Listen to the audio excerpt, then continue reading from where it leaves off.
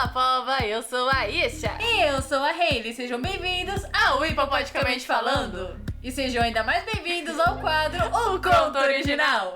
Neste quadro, contamos as histórias originais que inspiraram vários filmes da Barbie. Já contamos a história de Lago dos Cisnes, Quebra-Nozes, Gisele e Canção de Natal. E agora, chegou a vez de D'Artagnan e os Três Mosqueteiros, ao qual virou a história de Barbie e as Três Mosqueteiras. As Três Mosqueteiras foi um filme barbiano lançado pelos primórdios de 2009. E conta a história de Corinne e suas amigas, Viveca, Aramina e René, que sonham mais que tudo em se tornarem mosqueteiras. Mas por serem mulheres, acabam sendo impedidas, já que nessa época era um escândalo uma mulher ter tais ofícios. Uma curiosidade interessante é que as Três Mosqueteiras, por mais que tenha sido inspirado no livro, acontece anos depois da história de D'Artagnan, pois no filme mesmo, Corinne menciona que D'Artagnan é seu pai. O senhor conheceu meu pai, D'Artagnan. Ah, D'Artagnan. Ele foi um bravo e nobre mosqueteiro. Também o Príncipe Louis é baseado no rei Luís XIV, enquanto no livro o rei é o rei Luís XIII. E durante o filme eles também comentam sobre alguns personagens, como a própria Constance e a Milady. A Condessa de Winter. E também outra curiosidade muito interessante é que algum dos nomes das mosqueteiras é inspirado nos nomes dos mosqueteiros reais, como o caso da Aramina, que vem de Aramis. Mas sobre esses fatores a gente vai falar lá pra frentão. Mas antes de começarmos, devemos esclarecer uma dúvida que é muito frequente, não só pelo filme da Barbie, mas pelo livro também. Por que se chama Os Três Mosqueteiros se na verdade são 4? Havia muitos comentários como esse no vídeo de erros da Barbie de As Três Mosqueteiras. E mencionaram até que seria um erro do título cometido pela Mattel. Tipo, eles erraram, mas na verdade não é isso não é um erro. Acontece que o título original é D'Artagnan e os Três Mosqueteiros. Isso porque, além de ser o protagonista, D'Artagnan não se transforma em mosqueteiro de um dia para o outro, mas acaba conhecendo seus amigos já como mosqueteiros. Por isso o título, D'Artagnan e os Três Mosqueteiros. Porque quando rola o livro, ele ainda não era mosqueteiro. Mas os outros, lá, o Aramis e os outros, eles já eram anos na mosquetagem. E mais pra frente ainda tem um fator que ajuda a falar que eles são os Três Mosqueteiros. E vocês vão entender mais pra frente. D'Artagnan e os Três Mosqueteiros, ou Os Três Mosqueteiros, ou Os Mosqueteiros do Rei, foi um romance escrito por Alexandre Dumas em 1884 e foi reescrito em 1886. Na verdade, não é só um livro, e sim uma trilogia. Sim, tem os Três Mosqueteiros, 20 anos depois, e o Visconde de Bragelonne. Esse Visconde aqui, que fecha a trilogia. Biscoito Sabugosa. Visconde de Sabugosa. Mas a gente vai acabar só falando do primeiro livro, porque a história da Barbie foi baseada nesse livro. Então, se vocês quiserem ver as continuações, vocês vão ter que ler o filme da Barbie tem uns fatores dos outros livros? Tem dos outros livros, mas a gente vai falar só do primeiro. Continuando. O livro é bem extenso e acontece tantas coisas com detalhes tão importantes que vamos separar o vídeo em partes. Vai virar uma minissérie aqui no canal, porque o livro ele tem mais ou menos umas 500 páginas. E sim, a gente teve que ler. Só que o livro ele é muito legal de você ler. Ele te pega na história e isso é raro em um livro antigo, de 1800 e pouco. A gente recomenda vocês a lerem, gente, porque o livro é muito bom mesmo. Muito bom. É muito bom. Surpreendeu a gente de um jeito. É difícil. E sem mais delongas, vamos para o primeiro capítulo dessa novela, que realmente esse livro parece uma novela mexicana. Com vocês, Los Mosqueteiros del Rey. Que realmente parece uma novela. Nossa história começa em uma segunda-feira qualquer do mês de abril de 1625, na França, mais especificamente na Gasconha, onde o jovem gascão de 18 anos se prepara para uma viagem. Este jovem, um tanto quanto arrogante e sonhador, é D'Artagnan, que tem o sonho de se tornar um mosqueteiro. Mosqueteiros eram a elite do exército francês e surgiram mais ou menos em 1600. E serviam como guardas pessoais do rei, mas também serviam como exército e policiais nos tempos vagos. E isso tudo dependia do seu cargo no mosquetagem. Se você tinha um cargo muito alto, você ia defender o rei, senão você virava... policial de esquina. Você multava as carruagens que tava fora do... Para ser um mosqueteiro, o soldado deveria ser um exímio espadachim, além de saber usar carabinas. Com o passar do tempo, a carabina evoluiu para mosquete, e por esses soldados usarem mosquete, começaram a chamar eles de mosqueteiros. Pois é, mosqueteiros vem de mosquete. E eu aqui achando que eles só usavam a espada, né? O Mickey mentiu pra gente. E ao contrário do que parece no filme da Barbie, o Messie de Treville não ensinava os mosqueteiros a lutar. Eles já tinham que saber lutar corpo a corpo, a atirar com armas e a lutar com a espada. Eles tinham que saber, era mais ou menos assim. Ah, então você quer ser mosqueteiro? Sim, senhor.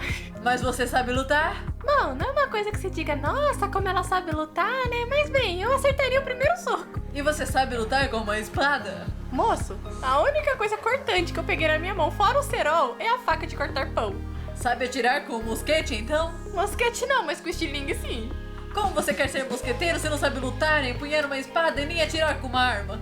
Ah, não teria como o senhor me ensinar. O quê? Se você quer ser mosqueteiro, você que deveria saber essas coisas. Aqui não existe escala de mosqueteiros. Você já tem que saber, senão você não tem chance de virar mosqueteiro. Ah, mas eu queria muito, queria tanto. Ah, não seja mal, me deixa ser mosqueteira, vai. Ok, vamos fazer um teste. Eu vou chamar um Aramis pra vocês duelarem. Se você sobreviver, você vira um mosqueteiro. Mas se ele acertar o seu rim, você não vira um mosqueteiro e ainda por cima morre, fechado? Ah, mas logo Aramis não. Pois é, eu nunca disse que seria fácil conseguir um emprego. Mas logo Aramis. Você quer que eu chame o D'Artagnan? Não, Aramis tá bom. E se você ainda está achando que era ótimo ser mosqueteiro, devo lhe informar que esse trabalho dava mais prejuízo do que ganho. Vocês vão entender melhor sobre isso, mas vamos falar isso mais pra frente, né? Vamos guardar isso pra frente. Para o nosso jovem D'Artagnan ser mosqueteiro, ele precisa ir até Paris, que aliás fica muito longe da Gasconha. Ele tinha que ir para Paris e falar com o senhor de Traville, que antes foi vizinho de seu pai. Mesmo que D'Artagnan fosse seu filho único, o seu pai concordou com o sonho do garoto e o apoiou mesmo sabendo que era um dos trabalhos mais perigosos da época. A chance de você morrer sendo um mosqueteiro era de 99% e o pai dele deixou mesmo assim. Quando chega o dia de D'Artagnan ir até Paris, o seu pai o dá um cavalo. Não um cavalo branco ou um garanhão fitness, mas sim um cavalo bem velho que andava com a cabeça mais baixa que os joelhos. Mas uma coisa notável nesse cavalo era sua pelagem, que era completamente rara. Era de um amarelo lindo, e por causa de sua pelagem, o cavalo recebeu o nome de Botão de Ouro. Está na hora de D'Artagnan partir, mas antes disso, o seu pai lhe chama para dar conselhos. Meu filho, para você ir nessa jornada, eu vou te dar um cavalo. Um cavalo, papai? Um puro sangue árabe importado das Índias Arábicas? Bom, esse cavalo tá mais pra pé de pano. Esse cavalo nasceu aqui há 13 anos e nunca foi embora. Por isso você deve amá-lo, D'Artagnan. Nunca venda ele, tá ouvindo? Nunca venda, nunca! Deixe ele morrer tranquilamente de velhice e nunca o venda. Tá me ouvindo, moleque? Nunca o venda! Daí o D'Artagnan olhou pro cavalo, olhou pro pai, olhou pro cavalo, olhou pro pai, pro cavalo, pro pai, pro cavalo, pro pai e disse: eu não prometo nada. Meu filhinho que parece com Don Quixote. Se um dia você tiver a honra de entrar na corte, finja que tem classe.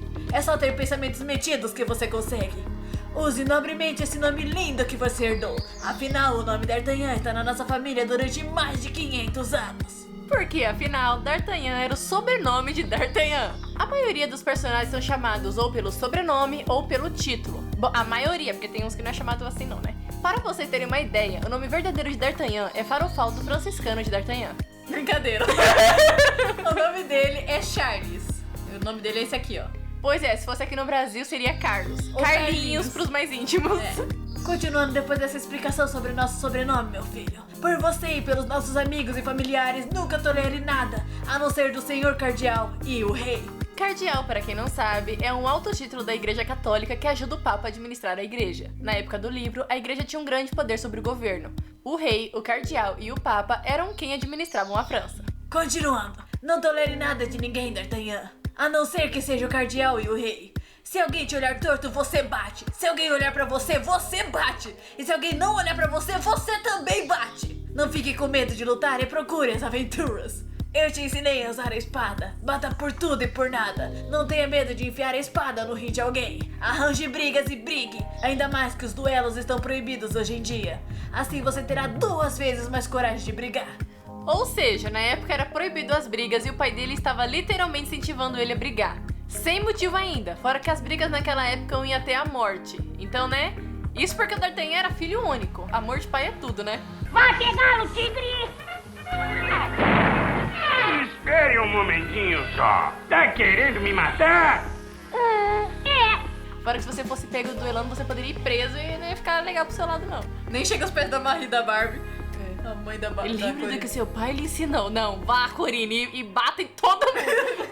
Arranque o couro de qualquer pessoa que olha pra tua cara. Só tenho para lhe dar, meu filho, 15 moedas, o meu cavalo e os conselhos que acaba de ouvir, que afinal não são tão bons. A sua mãe vai te dar a receita de um bálsamo miraculoso que conseguiu com uma cigana e que possui uma virtude tão grande de curar qualquer ferimento que não atinja o coração. Se você perder uma perna, esse bálsamo vai te ajudar e você vai ganhar outra perna.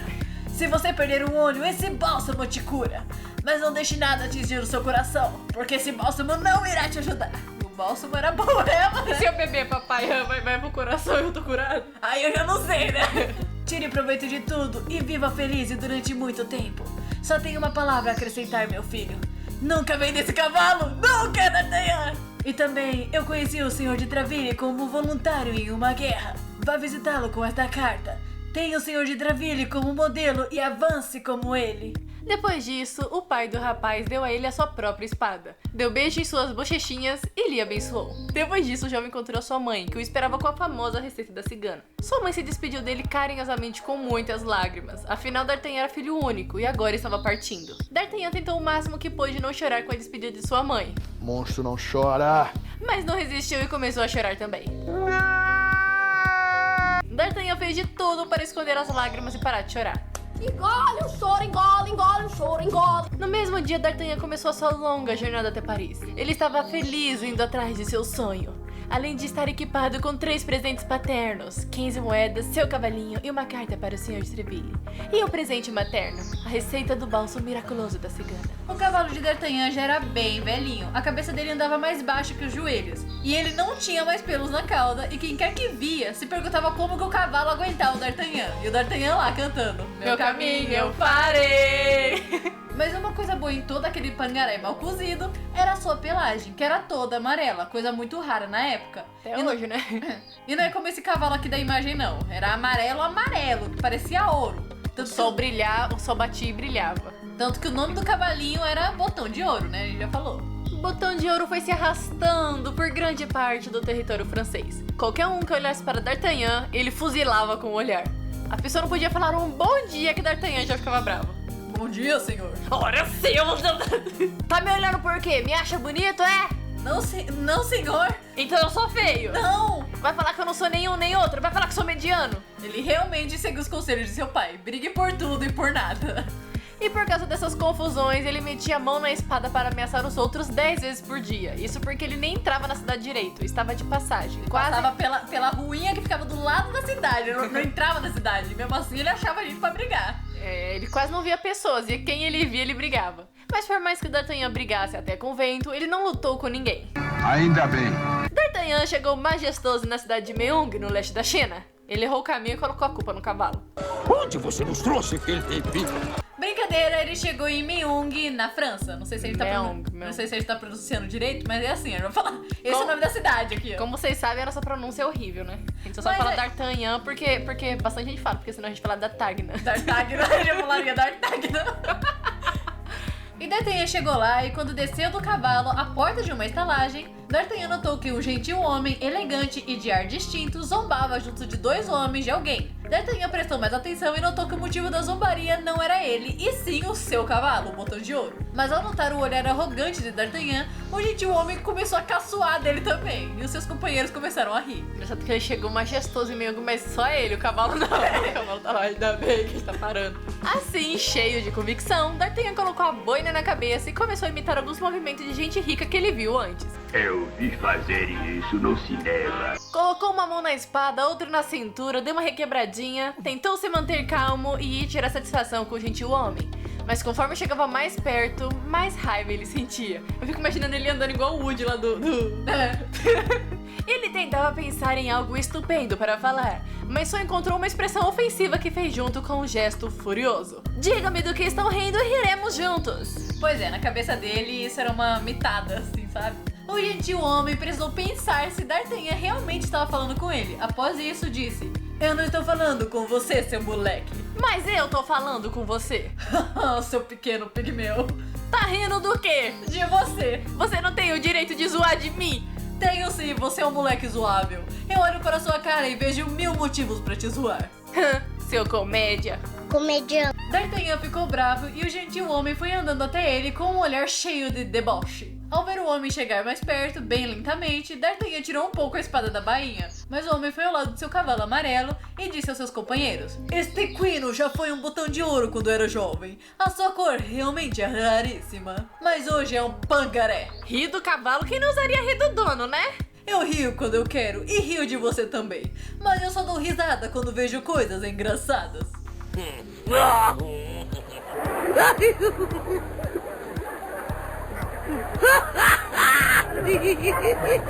O homem deu as costas e foi até seu cavalo, mas D'Artagnan, completamente irado, tirou a espada da bainha e disse: Ei, comédia, comedião, vire pra mim, pois eu não quero te ferir pelas costas. Me ferir? Você deve estar very crazy. Então D'Artagnan, muito bravo, foi tentar alfinetar o homem com a espada.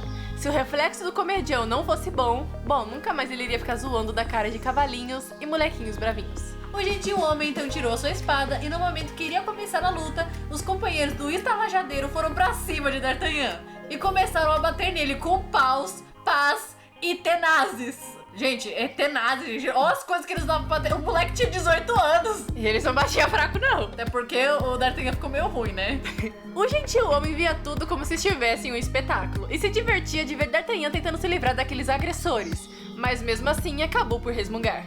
Maldito Gascão, coloque ele no seu pangaré e o mande embora. Mas não farei isso antes de te matar, seu covarde! Gritava D'Artagnan, defendendo-se o melhor que podia dos seus inimigos, que continuavam a espancá-lo.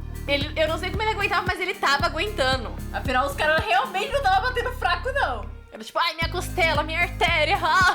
E ele lá em pé. Tá doendo em lugares que eu nunca achei que poderiam doer. Mas é, isso aí. Acho que eu quebrei todos os meus órgãos e perfurei todos os meus ossos. Estes gascões são incorrigíveis. Continue então dançando aí, já que ele quer. Quando você estiver cansado é só dizer basta. Mas D'Artagnan não era de desistir e continuou na briga por mais algum tempo sem arredar o pé. Mas logo começou a ficar exausto e deixou cair a sua espada. Quando a espada caiu no chão, uma paulada fez a espada quebrar em duas. D'Artagnan levou uma paulada bem na testa e caiu sangrando quase sem sentidos. Eu fico imaginando ele caindo igual o macaco quando tem um que bate nele. Eu imagino essa cena. Isso tudo foi porque ele ouviu os conselhos do pai dele. Briga por tudo e por nada, vai D'Artagnan. Ainda bem que a Corinne não ouviu, né? Neste momento, um monte de gente foi até o local da briga para ver o que estava acontecendo. E o estalajadeiro, com medo do escândalo, levou D'Artagnan até a cozinha e começou a cuidar dos ferimentos do jovem. Após algum tempo, o gentil homem perguntou ao estalajadeiro: E aí, como está o menino maluquinho? O senhor está bem, moço rico? Estou sim, mas eu quero saber sobre o rapaz. Bom, o que posso dizer? Morreu, mas passa bem. Ele tá lá desmaiecido. Esse rapaz é atentado. Antes dele desmaiar, ele tentou me matar. Eita! Mas assim, mudando de assunto, nós vimos as coisas dele. Ele só traz uma camisa e 12 moedas. E disse em certo momento: veremos o que o senhor de Treville pensará desse insulto feito ao seu protegido. O senhor de Treville é? É. Estalajadeiro, enquanto ele estava desmaiecido, o que mais encontrou na bolsa dele? Como eu já disse, uma carta ao senhor de Treville, capitão dos mosqueteiros. Droga! Terá Treville mandado o Gascão? Ele é tão novo! Mas ele tentou me matar e isso é muito grave, independente da idade. O gentil homem ficou pensativo por um certo tempo. Seria aquele jovem um espião enviado por Treville? Então, estalajadeiro, não posso matar esse rapaz. Mas mesmo assim, esse assunto me incomoda. Onde ele está? No quarto de minha mulher, onde estão cuidando dele. As malas deles estão com ele no quarto? Não, está tudo aqui na cozinha. Pois bem, suba ao quarto dele, feche a minha conta e avise o meu lacaio. O gentil homem queria ir embora o mais depressa possível, e por isso, o estalajadeiro achou que ele estava com medo do rapaz desmanhecido. Mas não era isso não. O gentil homem apenas pensava: eu não quero que esse rapaz veja milady. É melhor eu pegar meu cavalo e ir encontrá-la. Eu queria apenas saber o que diz a carta. E se dirigiu para a cozinha. O estalajadeiro, obedecendo às ordens do gentil homem, foi até o quarto onde D'Artagnan estava e o encontrou acordado. Sabia que você poderia ir preso por ter se metido em brigas com um homem importante? É melhor você pegar as suas coisas e ir embora. D'Artagnan se levantou devagar com a ajuda do estalajadeiro. Estava fraco e todo machucado. Com a ajuda do estalajadeiro, ele começou a descer as escadas para ir até a cozinha. Eu não sei como ele aguentava andar. Ele foi até a cozinha para buscar as suas coisas, mas a primeira coisa que viu lá era o gentil homem que o provocou e que estava conversando com uma jovem de beleza extraordinária, uma moça de cabelos loiros encaracolados, de olhos azuis e lábios rosadinhos. A jovem dama disse: o que você quer que eu faça? Me fantasia e dance a hula? Que volte imediatamente para a Inglaterra e que avise a ele ir rapidamente se o Duque sair de Londres. E enquanto as minhas outras instruções estão todas nessa caixa fechada que você só vai abrir do outro lado da mancha. Muito bem, mas você vai fazer o quê? Eu voltarei para Paris, sem castigar aquele moleque doido. Quando o homem iria responder, D'Artagnan gritou: este moleque doido é que castiga os outros. Eu espero que desta vez aquele que eu deveria castigar não fuja como antes. Não fuja! É isso mesmo, eu acho que agora que você está na frente de uma mulher, você não pensará em fugir, seu covarde. O gentil homem já ia desembainhar a espada e ir pra cima de D'Artagnan, mas a bela moça disse: lembre-se de que o mais pequeno atraso pode colocar tudo a perder. Tens razão. Siga, portanto, a tua viagem que eu seguirei a minha. Os dois se despediram e o gentil homem montou no seu cavalo e a dama entrou em sua carruagem. E cada um foi para um lado. Ah, covarde! Ah, seu falso gentil homem! Gritava D'Artagnan, correndo por sua vez atrás do lacaio. Diz que tava correndo, né? Mas do jeito que ele tava, duvida mesmo, né? Até porque ele só deu uns 10 passos e caiu no meio da rua ainda gritando. Covarde, seu covardão! É, ele é mesmo muito covarde, não é? Murmurou o estalajadeiro, se aproximando de D'Artagnan, tentando fazer as pazes com o pobre rapaz. Afinal, o homem rico já tinha ido embora, né? Então ele tinha que se aproveitar dos que tava ali ainda. Sim, ele é muito covarde. É, mas ela é mesmo muito bonita, não é? Ela quem? Milady. E o coitado desmaiou pela segunda vez. O estalajadeiro, olhando D'Artagnan, pensou em o levar à sua estalagem. E este, sabendo exatamente o quanto de dinheiro tinha na bolsa de D'Artagnan, resolveu deixar o rapaz na estalagem até que todo o seu dinheirinho acabasse lá. 11 dias por 11 moedas. Aproveitador. Mas no dia seguinte, às 5 horas da manhã, D'Artagnan levantou, desceu à cozinha, pediu vinho, azeite, alecrim e outros ingredientes para fazer o bálsamo miraculoso. Com o bálsamo pronto, ele começou a cobrir os seus inúmeros ferimentos. E não eram poucos. Ele mesmo cuidou de si e recusou o socorro de qualquer médico. Por causa do bálsamo, no mesmo dia, à noite, D'Artagnan se via longe de perigo de desmaios e recaídas. E no dia seguinte, ele já estava quase curado. Mas no momento de pagar o alecrim, o azeite e o vinho, as únicas coisas que ele devia, já que ele ficou sem comer todo esse tempo, a conta era mais cara do que ele esperava. Mas o estalajadeiro disse que foi o cavalo dele que havia comido bastante, por isso que tava ficando cara a conta. Ele olhou o cavalo, se ele tivesse comido bastante, ele não estaria mostrando as costelas, né? O cavalo só dá prejuízo. O cavalo só me dá prejuízo, mano. Ele fez isso mesmo.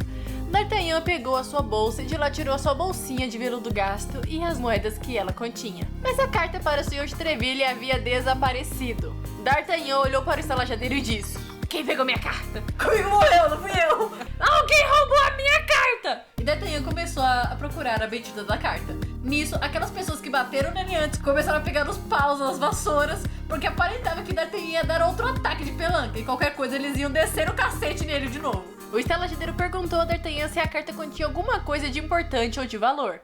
D'Artagnan começou a fazer drama e a exagerar e disse que havia coisas muito importantes naquela carta. Eu sei quem pegou a sua carta. Foi aquele falso gentil homem. O quê? Sim, foi ele. Assim que eu chegar a Paris, vou falar isso para o Sr. de Treville. E ele irá falar isso para o rei. Aí vamos ver com quantos paus se faz uma canoa. O jovem Gascão pagou a conta, pegou o seu cavalo maltrapilho e foi até Paris. A primeira coisa que D'Artagnan resolveu fazer quando chegou em Paris foi vender o seu cavalinho botão de ouro. Sim, o mesmo cavalinho que o seu pai disse pra ele não vender. Que era pra deixar o cavalinho morrer de velhice. O mesmo cavalinho que estava na família há mais de 13 anos. E D'Artagnan teve a fatal ousadia de vender o botão de ouro. Sabe o que é isso? É a Corinne vendeu o Alexander. Ela vendeu o Alexander. Engraçado é que D'Artagnan vendeu o cavalo e falou assim: nossa, eu não ia conseguir quase nada com ele. Só que por causa da pelagem eu consegui um pouco mais. É, por causa da pelagem que o D'Artagnan conseguiu uma graninha a mais. Porque como o cavalo já era velho, né? Pois é. D'Artagnan pegou o dinheiro, suas bagagens e foi procurar um quartinho para alugar.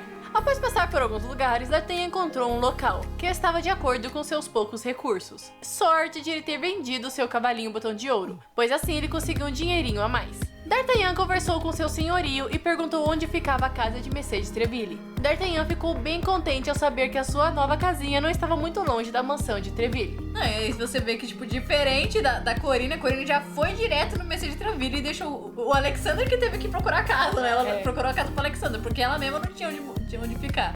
D'Artagnan já pensou um pouco mais. Enquanto D'Artagnan anda até a casa de Treville, vamos falar um pouco sobre o tal Treville. Messire Treville, tempos atrás, era um jovem sonhador como D'Artagnan. Chegou em Paris pensando em fazer fortuna e encontrar boas aventuras. E a sua inteligência e a sua coragem se destacava enormemente. E por esse motivo não demorou para ele entrar no exército real. E o pai de Messire Treville havia servido ao rei Henrique IV. O seu pai foi um homem de grande bravura e de uma lealdade surpreendente. Quando o antigo senhor de Treville morreu, o rei Luís XIII nomeou Messire de Treville como novo Messire de Treville. Pois é, Treville não é o verdadeiro nome dele, e sim Jean Amand du Payer, isso aí. Conde de Treville, ou seja, o Treville era um título dele. O verdadeiro nome dele era Jean Grey, Jean Armando. Treville estava muito orgulhoso de si e de sua história e de seu posto. Treville tinha apenas uma ambição: comandar com extrema eficiência os mosqueteiros do rei. O rei Luís XIII, que o nomeou como mosqueteiro, havia se afeiçoado muito com Treville e o via como um amigo. Ao lado do rei estava o cardeal Richelieu, que era ministro do rei e tinha um enorme poder político, como a gente disse antes. O cardeal, vendo a lealdade que os mosqueteiros tinham com o rei, resolveu criar uma guarda pessoal para ele também. Ele procurava os melhores espadachins de toda a França e os convocava. E caso algum deles não aceitasse o convite, bem, ele tinha uma tática para os convencer. Mais pra frente vocês vão descobrir essas suas táticas aí. Uma diferença entre os mosqueteiros do rei e do cardeal é que o do cardeal, muitas vezes eles são retratados usando vermelho, e os mosqueteiros do rei eles usam azul. Azul, igual tem no coisa da Barbie lá. Os mosqueteiros do Treville usavam azul e o do Felipe usavam vermelho. Até porque era as cores, né? O cardeal também usava vermelho, então era pra representar, né? Com o passar dos tempos, os mosqueteiros do rei e os mosqueteiros do cardeal se tornaram rivais e viviam brigando muito. E não estamos falando de briga de discussões ou socos, eram brigas até a morte, sabe? As brigas eram mais ou menos assim: Pelo rei! não, pelo cardeal! Não, é pelo rei! Pelo cardeal! Pelo rei! E aí surgiram grandes combates sangrentos. É por esse motivo mesmo, eu te juro pra vocês que eles ficaram por causa disso. É que assim, isso quer dizer o quê? Os mosqueteiros do rei iriam ser fiéis ao rei até a morte. Agora, os do cardeal queriam ser fiéis ao cardeal até a morte. E mesmo se o cardeal... E eu não conseguia entender por que o outro tentava lutar pelo outro pela morte. Tipo, eu não sei por que você tá querendo lutar pelo rei até a morte, sendo que pelo cardeal é melhor. Não, é pelo rei. O rei é da França. O rei manda no cardeal. Não, também não é assim. Aí eles brigavam por isso. E vamos dizer, se o cardeal e o rei ficassem contra si, os mosqueteiros realmente iriam, vamos dizer, matar o rei por causa do cardeal, entendeu? E vice-versa. Sério mesmo. Após um tempo, os duelos foram proibidos, mas isso não impedia os mosqueteiros do rei e do cardeal brigarem. Eles já achavam um lugar bem isolado para brigarem e assim duelavam. Quando o Messie de Treville e o cardeal sabiam dessas brigas, eles repreendiam duramente os seus homens. Mas tamanha repreensão só servia para os mosqueteiros ficarem mais bravos e os encorajavam a brigarem cada vez mais. Era mais ou menos assim: por sua causa, o senhor de Treville me repreendeu duramente. te repreendeu? Isso é pouco, você deveria ver a bronca que eu levei do cardeal, e tudo por sua culpa! Culpa é minha! Ora, foi você que começou. Não foi não, você que começou. Oh, espere aí só um minutinho. Você está me chamando de mentiroso? Eu te parto em dois. Eu troço o pescoço. Você não consegue nem quebrar um macarrão, seu molenga? Ah, ui? Ui! Vamos ver se você continua pensando assim depois de eu te matar. Ei, espere, vamos duelar aqui no meio da rua? É melhor irmos até aquela esquina, assim podemos nos matar em paz. Ah, ok, você tem razão. Vamos lá então. Você viu o jogo de domingo? Vi, então, como foi a sua família? Vem, a sua. Bem, pronto, chegamos. Eles tinham qualquer motivos para brigar, desde os motivos mais sérios até os motivos mais bestas. Era mais ou menos assim. Que seu avô matou o meu avô. Também poderíamos esquecer que seu bisavô matou o meu bisavô. Também poderíamos esquecer que seu tataravô matou o meu tataravô. O que jamais poderemos esquecer é que vocês torcem pro Palmeiras e nós pro América. O senhor de Treville era um homem muito amado, querido e admirado pelos amigos do rei e por todos que o conheciam. Treville também era muito temido pelos seus inimigos.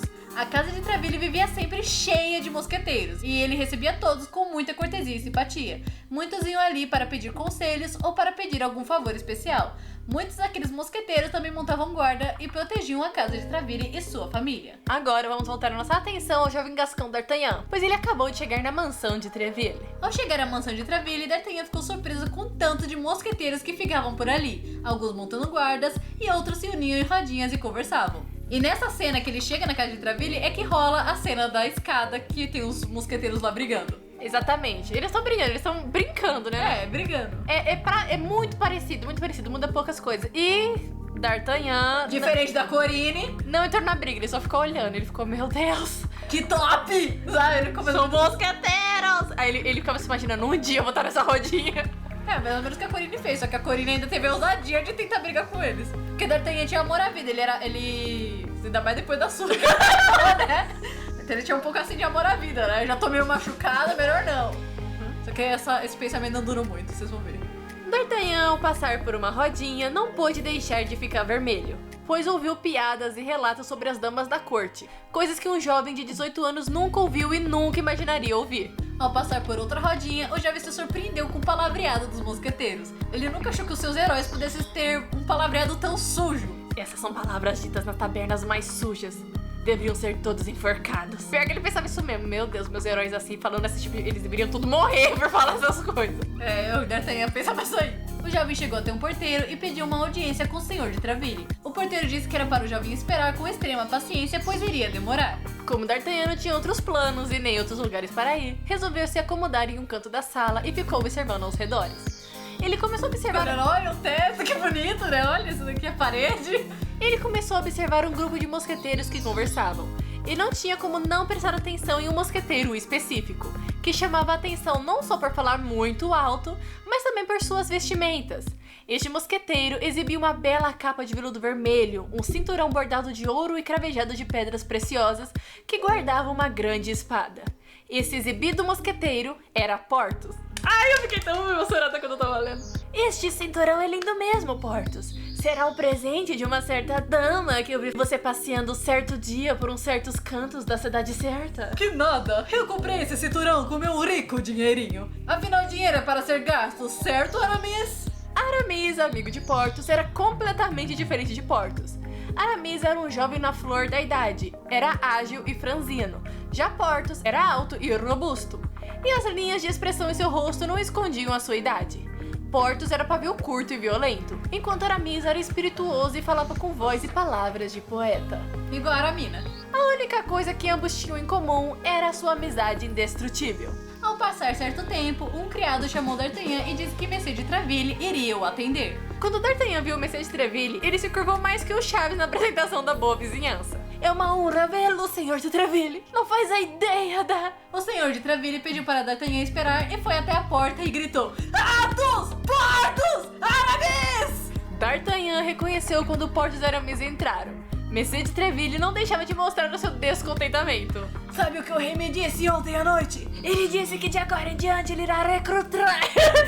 ele irá recrutar seus mosqueteiros apenas entre os homens do cardeal. Ontem à noite, enquanto o cardeal jogava xadrez com o rei, ele me olhou como se eu fosse o pior homem do mundo e disse ao rei que os meus mosqueteiros provocaram uma grande algazarra em uma taberna. E por causa disso, os guardas do cardeal foram obrigados a prender os desordeiros. O que você tem a dizer sobre isso?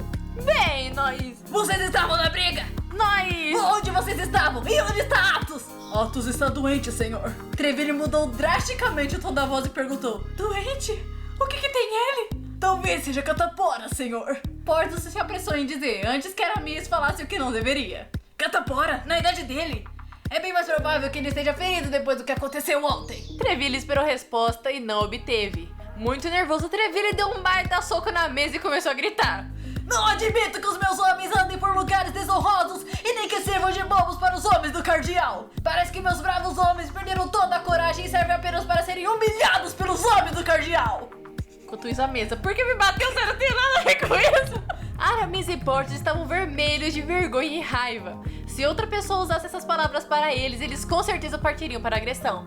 Mas como era Traville, o seu comandante, eles se mantinham calados e ouviam tudo. E não era só porque Traville era o comandante deles, e sim porque eles amavam muito Traville. Traville era alguém muito querido, exatamente. Como a gente disse antes, né? Eu só gostava muito de Traville. Mas ele é fofo mesmo, ele tá bravo aí, mas ele é muito fofo. Tá, continuando. Não admito que os mosqueteiros do rei sejam presos pelos homens do cardeal. Só me resta ir ao palácio e renunciar ao posto de comandante dos mosqueteiros. Eu não posso liderar uma turma de desordeiros sem estrutura. Porthos não se aguentava mais de ouvir aquilo e acabou dizendo: Por favor, capitão, os homens do cardeal nos emboscaram. Não deu tempo de reagir. 2 dos nossos companheiros morreram. Athos foi golpeado terrivelmente. Pela nossa bravura que os homens do cardeal não conseguiram nos levar presos. Athos ficou escancarado no chão, dado como um morto. Essa parte que ele fala, pela nossa bravura, que no VAR eu lembro dessa cena aqui da Barbie. E nós só conseguimos escapar por nossas extraordinárias astúcia e bravura. Monsieur Traville ficou estupefato, se acalmou e perguntou: E como está Athos? Muito mal, senhor. Uma espada atravessou o seu ombro e uma outra perfurou o seu peito. No peito do pé ou no peito do peito? No peito do peito. Ah, Neste momento, a porta se abre e Athos entra de cabeça erguida na sala do capitão. Eu fui convocado, senhor, e me apresento. Treville se surpreendeu, ficou muito comovido e foi cumprimentar Athos, que visivelmente estava fraco, mas ainda se mantinha em posição de sentido. Eu não quero que os meus homens arrisquem suas vidas sem necessidade. Mesmo assim, eu me alegro muito de te ver bem, Athos. Neste momento, Athos desmaiou e caiu no chão. Treville se desesperou e começou a gritar. Rápido! Chame o médico, chame o cirurgião do rei, o melhor cirurgião! Alguém socorre o meu Athos, ele vai morrer, meu bravo Athos vai morrer! Essa parte eu quase chorei. Tá continuando. Porthos e Aramis foram amparar Athos e não saíam de perto dele. O médico chegou, levou e socorreu Athos. Porthos e Aramis não saíam de perto dele. Dava para se notar que uma grande amizade unia os três mosqueteiros. Eu entendi a referência. Entenderam a referência, né? 3 mosqueteiros? Então, por causa disso que o livro é 3 mosqueteiros. Após um grande barulho de grilo no meio da sala, D'Artagnan se via sozinho na sala de Treville, já que o Sr. Treville foi junto com os outros levar Athos para um quarto para ser socorrido. Vamos ressaltar que Athos, Porthos e Aramis eram os preferidos do Treville, então, né? Por isso que ele deixou D'Artagnan lá. D'Artagnan estava decidido não sair dali enquanto não falasse com o Monsieur de Treville. Depois de algum tempo, Treville entra em sua sala, senta em sua grande poltrona e vê D'Artagnan. Me desculpe, mas eu esqueci completamente de você. Deu pra perceber? Pois bem, o que posso fazer por você, mon ami? Senhor, eu viajei muito para vir aqui e te pedir para ser mosqueteiro, mas depois do que eu vi aqui, eu acho que eu não dou conta de tal cargo. Ninguém é admitido como mosqueteiro sem antes dar provas de grande valor. Para ser dos mosqueteiros, é necessário servir mais ou menos 2 anos em outro regimento. É um detalhe que temos que seguir. Mas eu vou escrever uma carta para o diretor da Academia Real. Lá você aprenderá muitas coisas. E de vez em quando você vem me visitar para falar como está indo. E se eu posso fazer alguma coisa por você, mon ami. Ele não era fofinho, gente. Treville era muito fofo. Foi mais ou menos o que o Monsieur de Treville meio que falou pra Corinne. A diferença é que o D'Artagnan conseguiu um emprego e a Corinne não. E requer anos de experiência. Primeiro, é preciso servir o país e desempenhar atos de nobreza e bravura antes de se tornar mosqueteiro. O Monsieur Treville falou assim, olha, mosqueteiro, você primeiro precisa ser mosqueteiro, você vai ter que ir lá no meu cunhado e trabalhar lá pra ele 2 anos, lá como policial. Depois você vem pra cá e você vira do exército, era tipo isso daí. Ele meio que, o Treville fala isso pra Corinne, que você vai ter que servir 2 anos, demonstrar bravura, blá blá blá blá blá. Só que a Corinne já, tipo, vai embora, filho, nem carta de recomendação pro meu cunhado eu vou te dar. Não fez. Agora eu vejo o quanto que a minha carta roubada faz falta. Eu não desejo servir outro regimento, senhor. Eu quero servir apenas os mosqueteiros. Que carta? Antes de eu partir da Gasconha, o meu pai lhe escreveu uma carta pedindo que, em nome da velha amizade de vocês, você me admitisse como membro dos mosqueteiros.